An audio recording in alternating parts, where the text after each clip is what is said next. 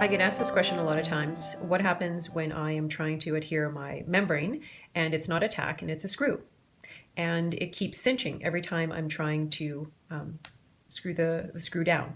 So we have this beautiful little instrument. It's called a mesh puncher.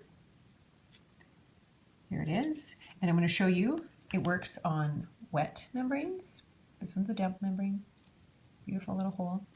And it also works on dry membranes.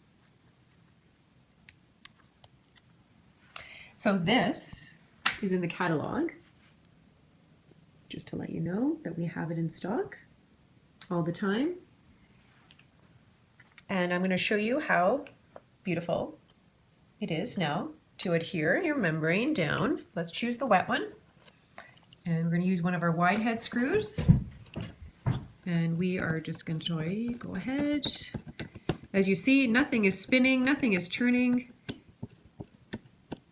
And I'm able to adhere it all the way down, and it is beautifully attached, and it has not moved. And voila!